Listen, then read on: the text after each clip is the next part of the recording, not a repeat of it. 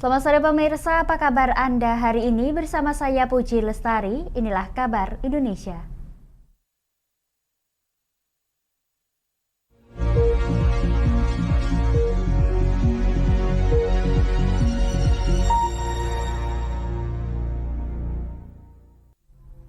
Pemirsa, Dinas Pendidikan Provinsi Jawa Barat mengungkap modus pemalsuan dokumen dengan mengubah QR Code kartu keluarga pada penerimaan peserta didik baru 2023 di tingkat SMA dan kejuruan atau sederajat. Ditemukan 89 dugaan kasus terjadi di 28 sekolah yang tersebar di 15 kabupaten kota.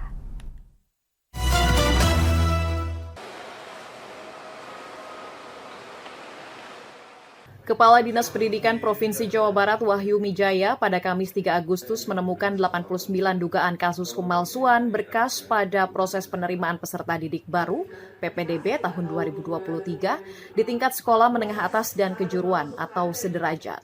Berbeda dengan 4.791 kasus kecurangan PPDB yang sebelumnya ditemukan, modus kali ini dinilai lebih canggih dengan cara memalsukan QR Code kartu keluarga yang diarahkan ke situs Dinas Dukcapil palsu untuk mengelabui verifikator. 89 kasus ini ditemukan di 28 SMA dan kejuruan yang tersebar di 15 kabupaten kota. Apakah itu modus baru atau tidak? Yang jelas, pada saat kita buka linknya, itu langsung masuk ke link sekolah-sekolah di Dukcapil. Nah, itu yang kelihatannya ini akhirnya karena verifikasinya benar, masukkan, gitu ya. Verifikasi benar, dimasukkan. 89 siswa tersebut masih diberi kesempatan untuk mengikuti proses belajar mengajar di sekolah tempat mereka mendaftar selama 1 tahun ke depan. Jika terbukti berbuat curang dalam proses PPDB, siswa terkait akan dikeluarkan. Disdik Jabar dan aparat penegak hukum setempat hingga saat ini masih terus melakukan investigasi. Pemirsa, Badan Pengawas Obat dan Makanan Republik Indonesia telah melakukan operasi penindakan terhadap 2,5 juta obat tradisional mengandung bahan kimia obat dan tanpa izin edar selama 3 tahun terakhir. BPOM menilai masih banyak peredaran obat tradisional ilegal yang mengandung bahan kimia obat lantaran sanksi pidana kurang memberikan efek jerah kepada pelaku.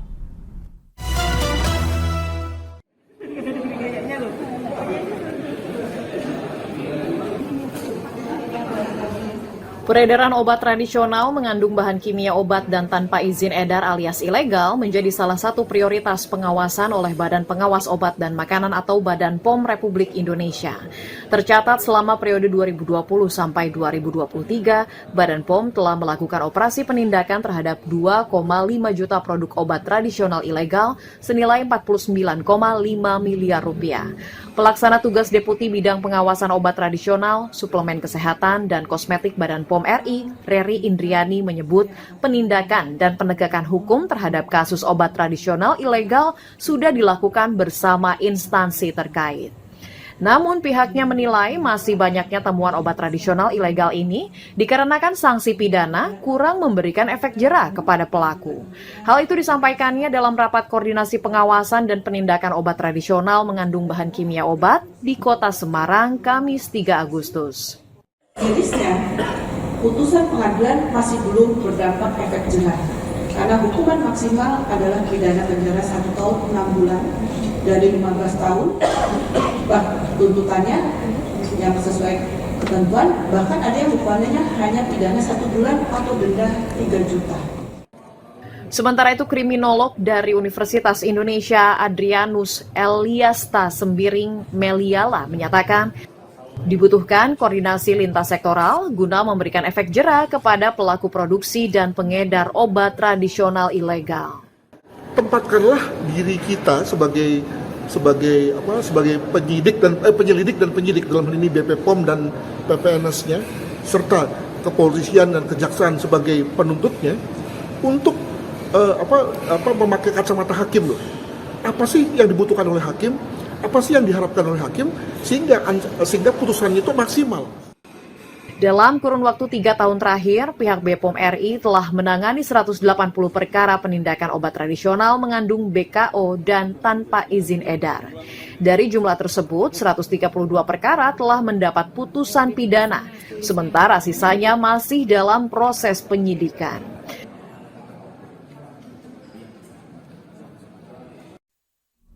Pemirsa, Presiden Joko Widodo meresmikan Jalan Tol Bogor-Ciawi-Sukabumi atau BOCIMI, Seksi 2 ruas Cigombong-Cibadak di Kabupaten Sukabumi, Jawa Barat.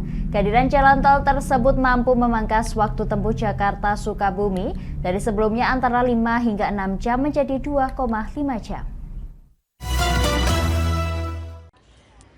Presiden Joko Widodo meresmikan Jalan Tol Bogor-Ciawi-Sukabumi atau BOCIMI Seksi 2 Cigombong-Cibadak di Kecamatan Parungkuda, Kabupaten Sukabumi, Jawa Barat pada 4 Agustus pagi.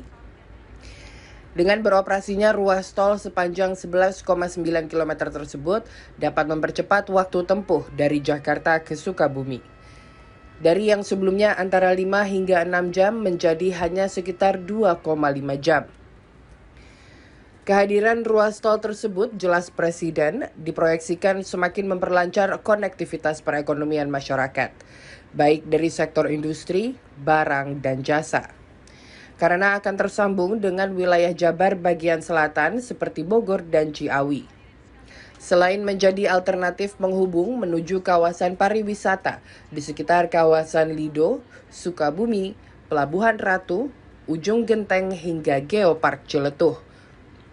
Ruas tol yang menelan anggaran pembangunan sebesar 3,2 triliun rupiah itu juga akan mempercepat mobilitas orang, barang, dan yang berkaitan dengan investasi. Mengingat berdasarkan hasil survei menunjukkan Jabar menduduki ranking pertama untuk investasi. Kenapa di Jawa Barat, Provinsi Jawa Barat menduduki ranking yang pertama untuk investasi? Alasannya yang pertama karena jalan tol yang ada di Provinsi Jawa Barat itu yang paling banyak berkaitan dengan investasi. Ruas tol BOCIMI Seksi 2 Cigombong-Cibadak sendiri sudah beroperasi sejak arus mudik Lebaran 15 April hingga 1 Mei lalu. Dengan mencatatkan peningkatan lalu lintas harian rata-rata sebesar 66,2% dibandingkan periode mudik tahun 2022 dengan rata-rata sekitar 38.716 kendaraan yang melintas. Kami akan jeda sejenak pemirsa, tetap bersama kami di Kabar Indonesia.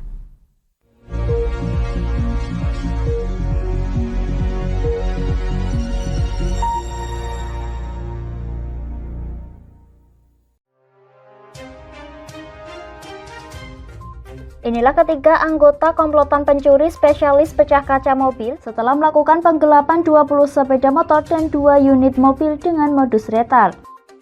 Merangkum semua peristiwa sebagai berita yang penuh fakta. Bersama Puji Lestari, saksikan Jateng hari ini setiap Senin hingga Sabtu jam 4 sore hanya di Lingkar TV.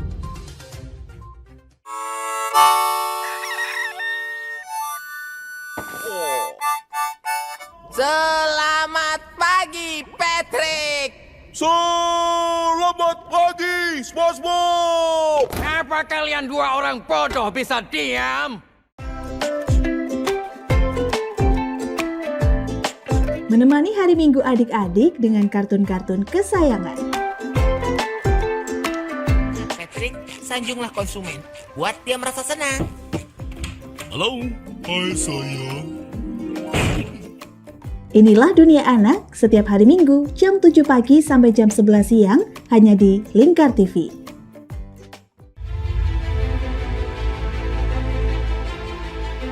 Memberikan pinjaman uang kepada saya dengan bunga 8% per bulan. Membedah opini narasumber, menggali lebih dalam untuk mendapatkan perspektif baru yang lebih faktual. Masalahnya, nota perbaikan kapal itu semua ada di saya. Kenapa Tomo bisa menunjukkan?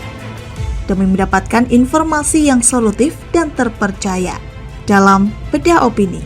Setiap Rabu jam 11 siang hanya di Lingkar TV. Bersama saya Galus Karkinanti dalam Sapa Jateng Lingkar TV.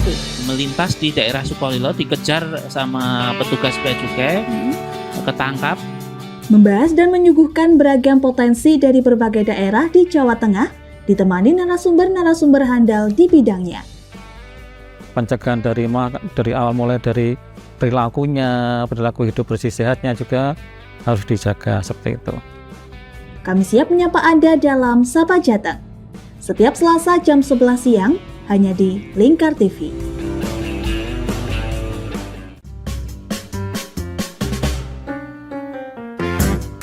Mari pilih motif batik yang kamu suka di Batik Yuliati Warno. Memproduksi dan menjual batik tulis bakaran khas Pati dengan kualitas yang sangat istimewa.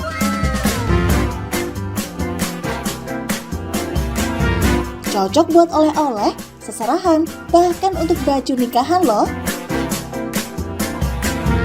Menyediakan berbagai motif mulai dari batik klasik sampai batik modern. Ayo borong segera Batik Yuliati Warno. Anda bisa melihat proses produksi batik secara langsung di rumah produksi kami loh. Alamatnya ada di Desa Langenharjo, RT 7 RW 3, Jalan Juwana Tayu, Kilometer 3, Kecamatan Juwana, Kabupaten Pati, Jawa Tengah. Atau Anda bisa menghubungi nomor telepon kami di 081 326 693 300. Ayo datang dan pilih motifmu segera.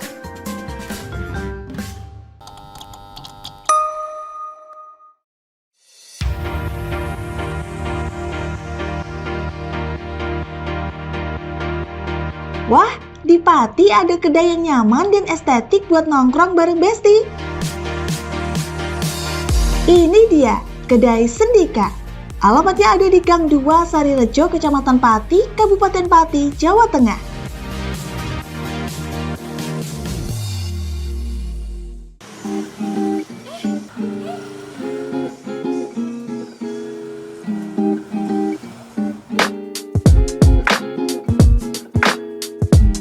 Selain menunya yang bervariatif dan lokasinya yang oke buat nongki-nongki bareng Besti, Kedai Sendika ini juga cocok buat kamu yang butuh ruang tenang buat ngerjain tugas atau sekedar baca buku loh.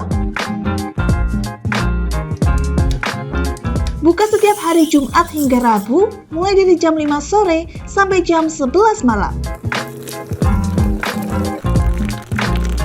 Ayo, tunggu apa lagi? Ajak besti-besti kamu nongki asik di Kedai Sendika.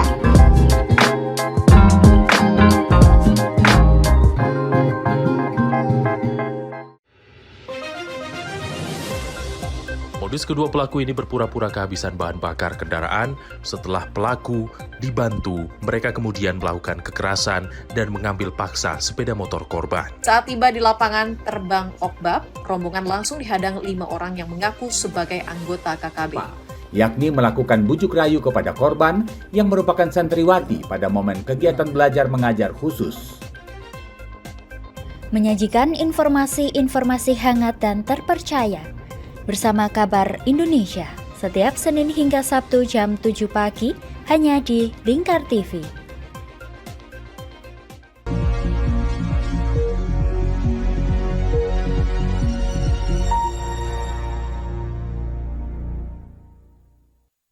Anda masih menyaksikan Kabar Indonesia pemirsa. Menteri Pariwisata dan Ekonomi Kreatif Republik Indonesia Sandiaga Uno meresmikan Desa Wisata Kuin Utara Kota Banjarmasin sebagai bagian dari 75 desa wisata terbaik, desa wisata berkelas dunia untuk Indonesia bangkit. Menurut Sandiaga, kolaborasi antara budaya dan religi menjadi daya tarik tersendiri bagi Desa Wisata Kuin Utara Banjarmasin. Mana Pak Menterinya? Menteri Pariwisata dan Ekonomi Kreatif Menparekraf RI Sandiaga Salahuddin Uno meresmikan Desa Wisata Kuin Utara Banjarmasin Utara, Kota Banjarmasin, Kalimantan Selatan sebagai 75 desa wisata terbaik.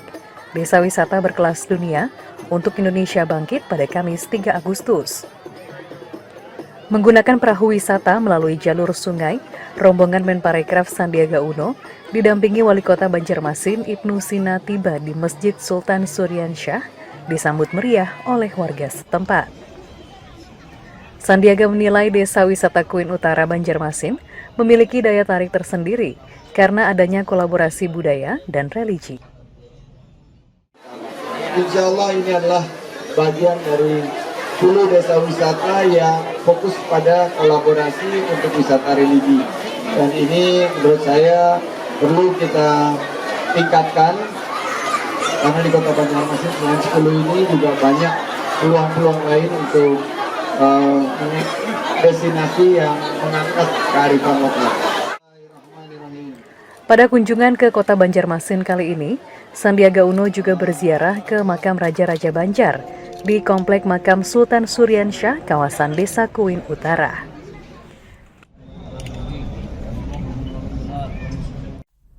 Pemirsa, Kementerian Dalam Negeri menggandeng kepala daerah dan DPRD seluruh Indonesia menyepakati pengelolaan air bersih untuk masyarakat di kawasan Seminyak, Kabupaten Bandung, Bali untuk berkomitmen agar target 100% akses air minum layak pada 2030 dapat terlaksana.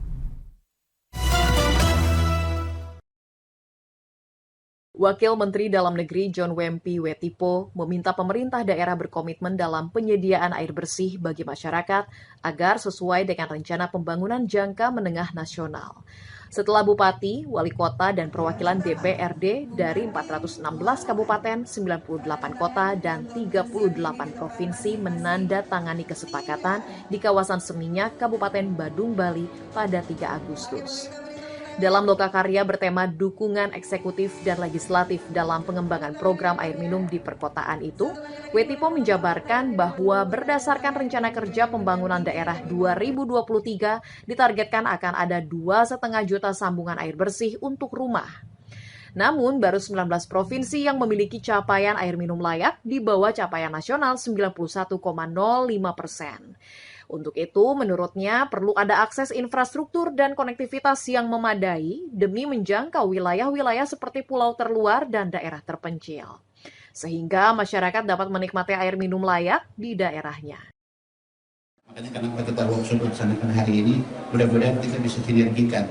Karena ini ada pilot project dari World Bank dengan beberapa kabupaten. Ini berharap jadi gambaran untuk daerah-daerah lain. Mungkin ke depan bisa kita lakukan hal yang sama sehingga peserta bisa mendapatkan. Jika dilihat hingga tahun 2022, Badan Pusat Statistik mencatat akses air minum layak Indonesia sebesar 91,5%. Sementara dalam Sustainable Development tahun 2030, lanjut Wetipo, Indonesia ditargetkan memiliki 100% akses air minum yang layak. Untuk itu, pemerintah pusat dan pemerintah daerah masih perlu bekerja keras untuk memberikan akses air minum yang layak bagi 8,95% penduduk. Kami akan jeda sejenak pemirsa, tetap bersama kami di Kabar Indonesia.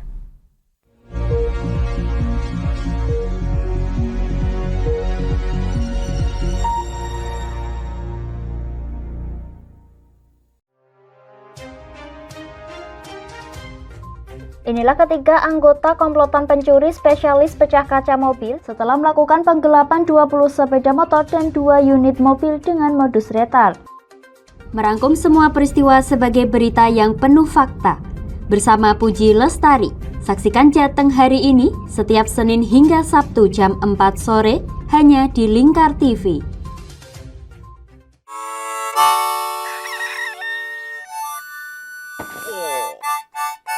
Selamat pagi, Patrick. Selamat pagi, SpongeBob. Apa kalian dua orang bodoh bisa diam? Menemani hari Minggu adik-adik dengan kartun-kartun kesayangan. Patrick, sanjunglah konsumen. Buat dia merasa senang. Halo, hai sayang.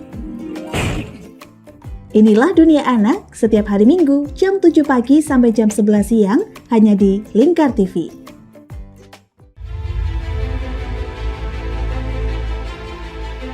Memberikan pinjaman uang kepada saya dengan bunga 8% per bulan. membedah opini narasumber, menggali lebih dalam untuk mendapatkan perspektif baru yang lebih faktual. Masalahnya, nota perbaikan kapal itu semua ada di saya. Kenapa Tomo bisa menunjukkan? Demi mendapatkan informasi yang solutif dan terpercaya dalam Bedah Opini. Setiap Rabu jam 11 siang hanya di Lingkar TV. Bersama saya Galus Karkinanti dalam Sapa Jateng Lingkar TV. Melintas di daerah Sukolilo dikejar sama petugas bea cukai, ketangkap. Membahas dan menyuguhkan beragam potensi dari berbagai daerah di Jawa Tengah, ditemani narasumber-narasumber handal di bidangnya. Pencegahan dari awal mulai dari perilakunya, perilaku hidup bersih sehatnya juga harus dijaga seperti itu. Kami siap menyapa Anda dalam Sapa Jateng. Setiap Selasa jam 11 siang hanya di Lingkar TV.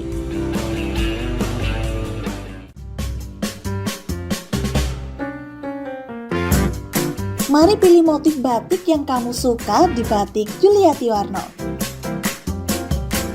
Memproduksi dan menjual batik tulis bakaran khas Pati dengan kualitas yang sangat istimewa.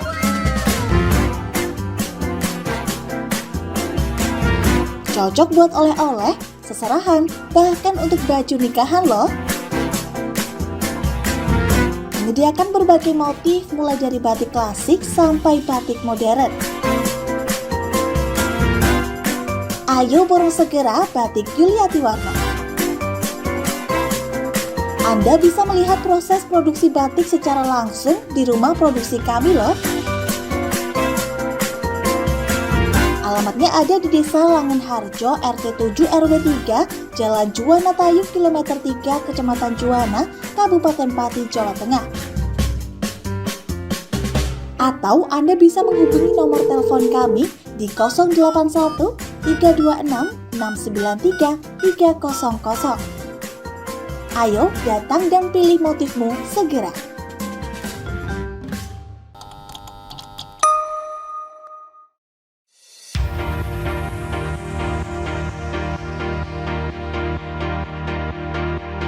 Wah, di Pati ada kedai yang nyaman dan estetik buat nongkrong bareng Besti. Ini dia, Kedai Sendika. Alamatnya ada di Gang 2 Sarirejo, Kecamatan Pati, Kabupaten Pati, Jawa Tengah.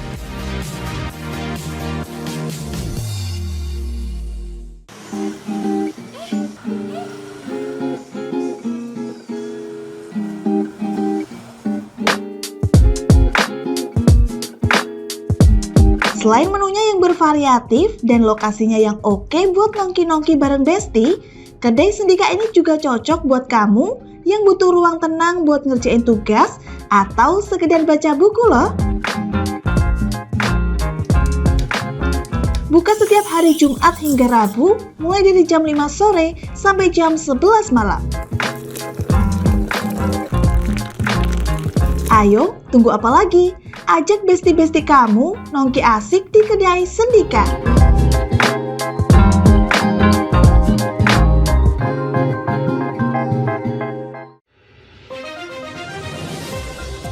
Modus kedua pelaku ini berpura-pura kehabisan bahan bakar kendaraan. Setelah pelaku dibantu, mereka kemudian melakukan kekerasan dan mengambil paksa sepeda motor korban. Saat tiba di lapangan terbang Okbab, rombongan langsung dihadang 5 orang yang mengaku sebagai anggota KKB. Yakni melakukan bujuk rayu kepada korban yang merupakan santriwati pada momen kegiatan belajar mengajar khusus. Menyajikan informasi-informasi hangat dan terpercaya bersama Kabar Indonesia setiap Senin hingga Sabtu jam 7 pagi hanya di Lingkar TV. Pemirsa, pemerintah Kabupaten Bone Bolango berpartisipasi dalam gerakan pembagian 10 juta bendera merah putih yang dicanangkan oleh Kementerian Dalam Negeri untuk memeriahkan HUT ke-78 Kemerdekaan Republik Indonesia. Hal itu dilakukan dengan menggelar apel pengibaran dan pembagian bendera merah putih yang diikuti oleh 1.000 lebih peserta di Center Point Kabupaten Bone Bolango, Provinsi Gorontalo.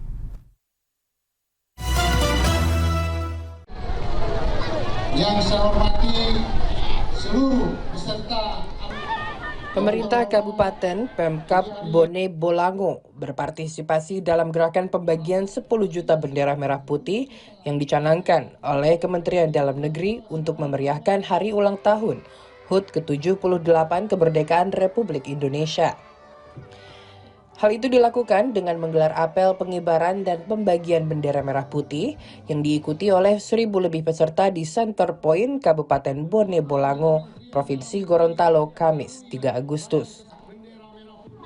Pembagian dan pengibaran bendera ini diawali dengan apel bersama yang diikuti oleh aparatur sipil negara, siswa sekolah dasar, TNI, Polri, masyarakat, aparat desa, kelurahan, dan kecamatan.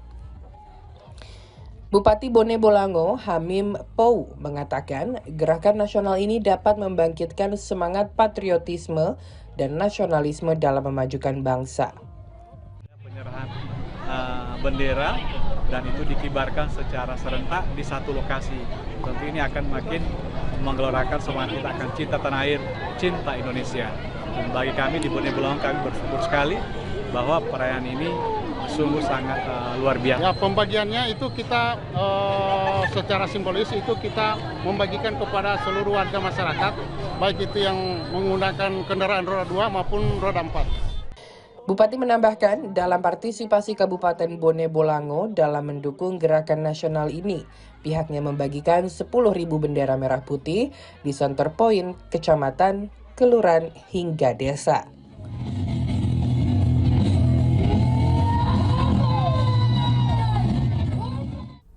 Pemirsa, musim kemarau membawa berkah tersendiri bagi petani tembakau yang ada di Kabupaten Ponorogo, Jawa Timur. Dengan nyaris tidak adanya hujan pada masa tanam hingga panen, membuat kualitas dan kuantitas daun tembakau meningkat yang juga berefek baik pada harga jualnya.